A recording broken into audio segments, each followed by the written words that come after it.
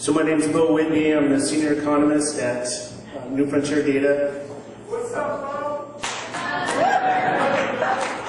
I just wanted to thank Amy and the Oregon Cannabis Association for allowing us to present some data tonight.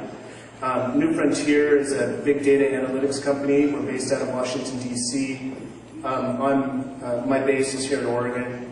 But our objective is really to provide unbiased, nonpartisan, non-advocacy data to the industry and to policymakers and investors alike so that they can make informed decisions. There traditionally hasn't been a whole lot of data out there, and what there is out there now, there's more and more, but what there is it's not harmonized, it's not consistent, and so what we try to do with our big data engines is to grab all that data from multiple sources and digest it and then put it out in the forms of reports and other educational materials. Tonight, I thought I'd give an update. Oh, one other thing is our goal is to become like the Bloomberg of cannabis, and we've been quoted in 68 countries. We have an international, state, and national perspective.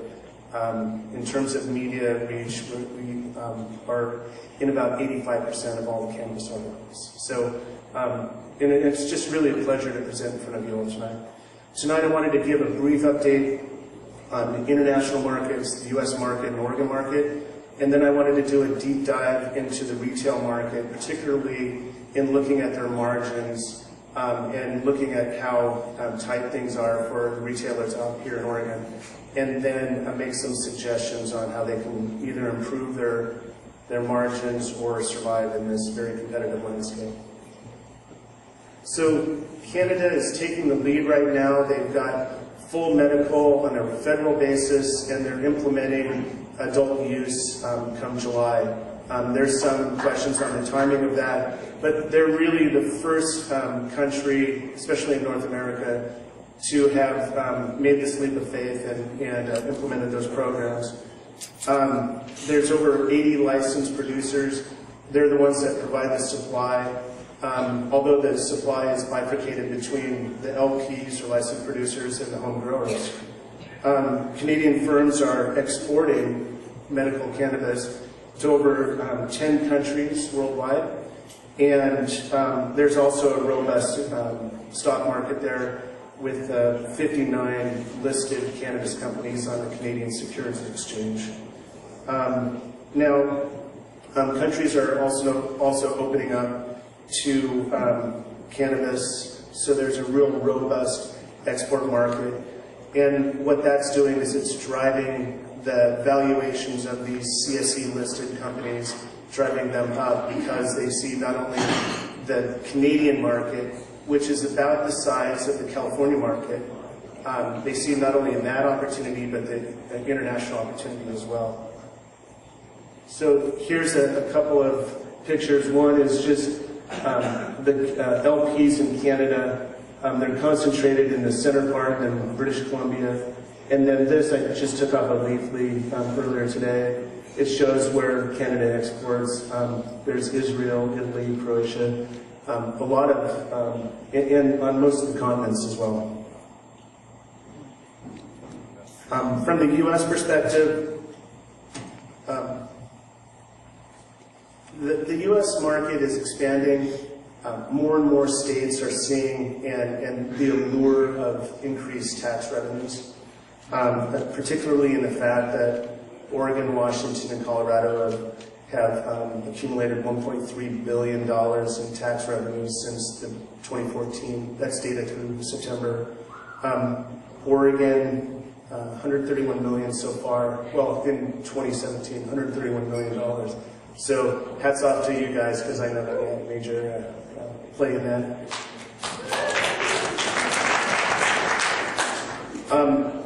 Now, New Frontier just recently put out a study on what the impact of legalization would have on the federal budget. And we worked on this over a period of months. We looked at 280E reform, we looked at jobs and business taxation, and then we also Part of that analysis included a 15% federal sales tax, and there had been legislation proposed at the federal level to tax cannabis at the federal level once it goes legal. And that was sponsored by Luminara, Congressman Luminara. And that included a graduated tax that peaked at 25%. In the analysis that we put together, I capped that at 15%.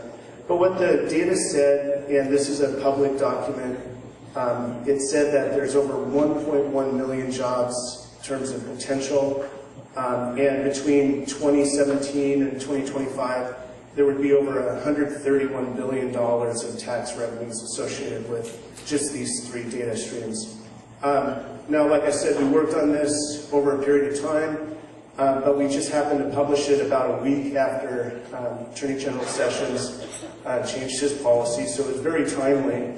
And it was kind of that educational material that helped legislators, particularly at the national level, rebut some of the policy changes that session put in place. And so I think that's a good example of what New Frontier brings to the table. The industry on a national basis and the international basis is still looking at the impact of the Cole Memorandum change. Shortly after it was announced, stocks on the CSE dropped as much as 30%, almost immediately. They have since rebounded to a certain extent. But deal flows, which we track in New Frontier as well, with some of our data partners, we saw that there was a shift between plant touching and more into the ancillary businesses. Now, there's also, this analysis that we did considered a 2017 forecast and a 2017 tax structure. The tax structure now has changed, as you all know, and so we're in the process of refreshing that analysis, including a refreshed forecast and tax changes from the Trump tax bill. But my advice to you is really look at your corporate structure and work with a financial or tax planner in order to assess which corporate structure works best under this new tax regime. So in terms of Oregon update, sales in 2017, based upon data thankfully provided by the Oregon Liquor Control Commission, $519 million. That's an amazing number. And the average retail sales per reporting outlet was $92,000, and that's the last 3 months of data, October, November, December. As everybody knows, prices are starting to commoditize, and the market is consolidating. And supply, the oversupply is what's driving down wholesale prices. But from the data that I'm seeing, wholesale prices are going down at a faster pace than retail prices. And so when you consider that from a supplier perspective, then be ready for some pricing commoditization and build your cost structure around that. And we can help project where prices will go. With an average of $92,000 per month, most retailers are in distress. Prices are commoditizing. Retail prices per pound relative to a year ago are down about 33%. I have a chart here on your left that shows originally, back in October of 2016, prices were $4,400 a pound, and now they're sub $3,000. So that's just the extent of the pricing commoditization, and I don't really see that slowing in the near term. On the right-hand side is a slide that looks at the percentage of market that's flour versus derivative products. And I define derivative products as anything that's oil-based or something like that, non-flour. The data here includes non-infused pre-rolls in the flour numbers. But basically, for the first time since the data has been recorded, flour and non-infused pre-rolls have gone down below 60% market. So that means that there's an increase in oil and other derivative products in the marketplace. And that's pretty significant. There's some other data out there that says that shift in share of market from a product segmentation is going to continue. And I think Headset will talk a little bit about that as well tonight. I wanted to provide an example here of a retail store and what their cost structure looks like. Based upon that $92,000 of revenue each month and the COGS, your expenses to buy your raw materials, your goods that you're going to sell, it's about 50% on the average. And then taking out some of your federal tax, because your federal tax is based upon revenue minus COGS, there's only about $36,000 left to run the rest of your operation. So I know this is a bit of an eye chart, but I looked at rent and labor, assuming 10 people, looked at compliance and licensing, and I went down the list until I ran out of money. And there's a whole lot of other things like debt servicing, interest, packaging, state taxes, utilities that aren't included in there because retail with an average of $92,000 just simply can't afford this. So that's just, you know, some numbers around just how tight things are on the average in the retail environment. From the analysis that we put together, we think that the sweet spot is about $125,000 a month to $150,000 a month in revenue to remain viable. This equates to 1.5 to 1.8 million a year, and right now it's $1 million a year in terms of revenue. Prior to joining New Frontier, I did an analysis of the Washington market, and they're right around, survivability is right around 2 million to 2.2 million. So in that sense, even though it takes less to survive in Oregon, it's still pretty tight. So with over 495 dispensaries in Oregon that have reported in the last month, you know, this, in my opinion, is approaching saturation. Now the debate is, do you let market forces take care of themselves? Or do you do something about the number of licenses? Now, I'm not going to weigh in on that debate. We're non-advocacy and non-partisan, and that's why they pay Steve the big bucks, right? So, but, you know, in my opinion, there's a troubling trend when there's so much stress and distress in the environment right now. Now, what do you do about that? So, in order to address this distress, you can raise prices. But in this environment with products and demand so elastic, meaning that consumers are price sensitive, imposing an increase in price is a real difficult task. But even if you increase your price, you still get hit on the federal level. So just a pure price increase is not necessarily going to be the best tactic to take. So there's two other options that you have. You can either go low margin, reduce prices, and drive more volume in through your door. You won't have as much tax exposure on that, etc. But that's really, really difficult to do, especially if you're a standalone operation. And the other alternative is vertical integration, where you can do the pass-through pricing, reduce your margins at the retail end, and absorb those costs at within the supply chain, either at the growing or processing level. So, although there's this perception that you get your license and you're a cash machine, and everybody's going to get rich and retire like on Gilligan's Island or something. It's just simply not the case, and the data is proving this to be more the reality.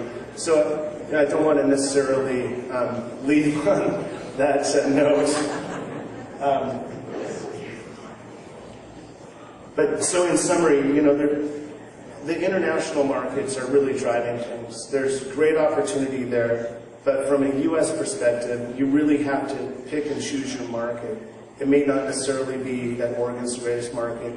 It may be something that's coming up in Michigan or Pennsylvania or something like that. But rest assured that Canada is the next market to really make the headlines, and that's coming up here in July. The federal and state dynamic is still going to play out, and I'm sure you guys have had many discussions over beers or bongs or what have you about where, predicting where the feds are going to go. So I won't necessarily address that, but retailers, when they're hurting, they need to adapt to the very, very dynamic market. But on the same token, and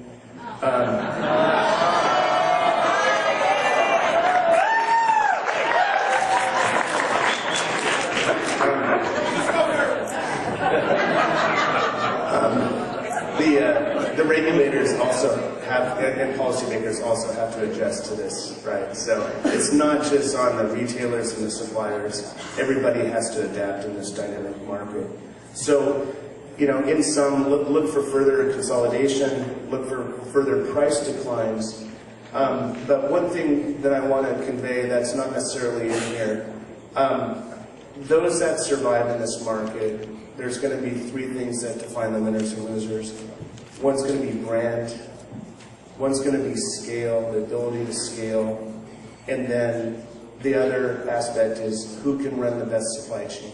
So if you lower your costs, you really focus in on your cost structure, you can really define yourself as a winner rather than a loser. So thank you very much for your time. I hope you appreciate it.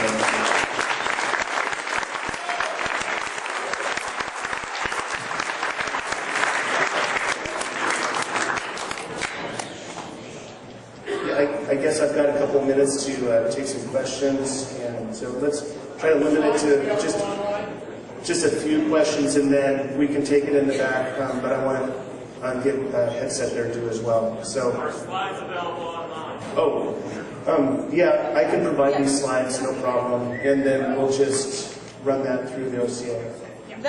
They'll be up before the event's over. They'll be up. Okay.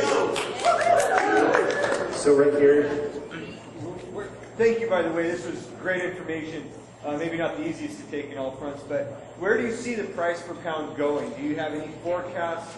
And your numbers seem quite high for some reason, but where do you see those going? Well, the prices that I conveyed tonight were the retail prices, and so, I wouldn't be surprised if I saw another 33% decline in the prices. I mean, it's there, especially with saturation, right? Because once you have excess inventory in the system, then retailers and suppliers are going to get desperate. They've got trimmers that they need to pay. They've got bills and rent to pay, and so they will sell that at a discount in order to clear out that inventory and generate the revenue.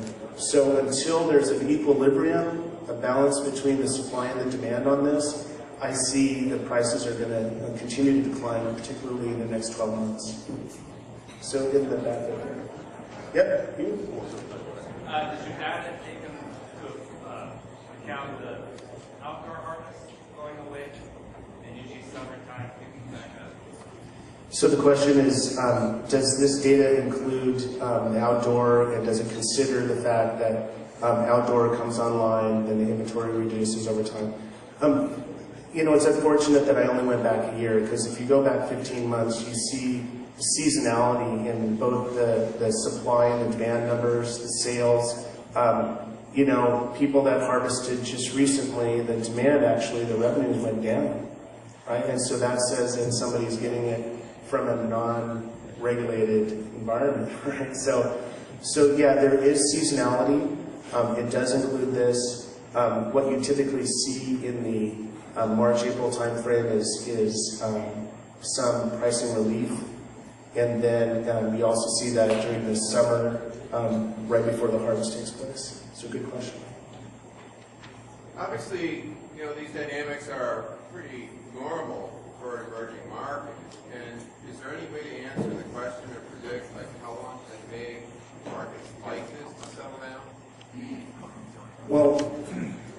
traditionally, because this is considered an emerging, so the question is there any predictions on the timing of when this is all going to settle? Now, typically on an emerging market, you have to create that market and then build a demand. But this is unique about the cannabis market because the demand is already there. It's more about converting the demand from the illicit market into the regulated market. That's really, really tough to predict.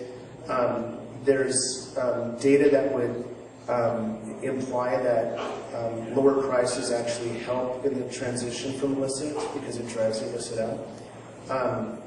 But it's really tough to say. And the other dynamic in this is that there's other markets that haven't opened up yet. And so, but once you get kind of critical mass on a national scale, then things will start settling down and make it a more mature, predictable market. Well, one more question. That guy over there, I can see him like bouncing. Okay, one last question. And then, like I said, I'm more than available. Now that I've spoken, I can have a cocktail. It's very related to the question you just asked. And it's, right now, there is a rather large black market economy that is driving prices down because people have overstocked. There's a lot of people here that are growing legally and trying to comply and figure out how to work with the system to make this a real business. And yet, the compliance is not important to people that are moving the weed, the operation in illicit fashion and not obeying rules, and it's affecting everything that's going on. So my question is there anything going on for people that are like advertising on Craigslist that are super obvious targets, that are easy to hit, that are not with most of the industry? So the question I'm going to paraphrase a little bit is that there's this dynamic between the illicit market and the regulated market. And while prices are declining even in the regulated market, there's still an influence of the illicit market. And so what does that look like and what should we do about it? Well, I think, people sitting in this room, and I know a lot of you, you guys are passionate about your trade. You want to do things right. You want to make this work. But I think where we could use the help of the government is by focusing in not necessarily on the lack of compliance within this, within the legal industry, unless it's egregious. It's more to focus the resources to drive out the illicit market. And I think once you do that, either through the natural market forces of price or through, intervention from a legal perspective, until you do that, there's always going to be that dynamic there. All right, well, thank you very much. I want to just really briefly respond to that question. So, as most of you, this is my kind of personal feeling, and then I'll tell you what the OCA position has been. So, as most of you know, I did criminal defense for a long time. I don't think anyone should ever go to prison for cannabis, full stop. So I don't think there's any secret. So that being said, the OCA wrote a guest opinion for the Oregonian in response to United States Attorney Billy Williams. And what we are asking for, and what we would urge all of you to ask for, is that the legislature more fully fund the OLCC so they can do administrative enforcement and local government can do administrative enforcement of people who are acting beyond the licensed program. So there has to be a way to do this. So make sure that the good actors survive. And so that has been the OCA position, is that we should provide more funding and less incarceration, and that will continue to be the OCA's position unless somebody tells me otherwise. So I'd like to just say a couple things. Matt Molinas is in the back. He is our newest OLCC commissioner. We got a cannabis person on the commission, and you're welcome to go and talk to him. We also hired Molly. Where are you? There's Molly. We hired a full-time staff person. She officially started today. We cannot do any of this without your membership. We have crossed the 300-person threshold for OCA members. That's amazing. Yeah. And if you have questions about membership, what we do, what you get, we're about to announce a huge new swath of member benefits. We recently joined with the California Cannabis Industry Association and the Washington Cannabis Alliance in an information and strategic partnership. We're super excited about bringing that to everybody. So if you have questions, go see Molly. We also have Mary Lou, who's in the house. Stand up, Mary Lou. She hosts the CCC. It is happening not in February, like I've been telling everybody, but in January. And we are giving away free tickets for members and for other people who are interested. It's one of the more amazing shows that happens every year. For those of you who have been, you know that she brings together a great group of speakers, of booths. It is a really fantastic experience. And so see Mary Lou, come listen to people talk, come meet your fellow B2B people, and we thank her for being here and for doing such good work. So thank you very much. She's got these, and you can go get those. So I want to introduce finally Cy from Headset. Please come on up. And this is a little bit different data presentation. We love Cy. Headset also sponsored our pre-summer fair mixer last year. So let's give him a big round of applause.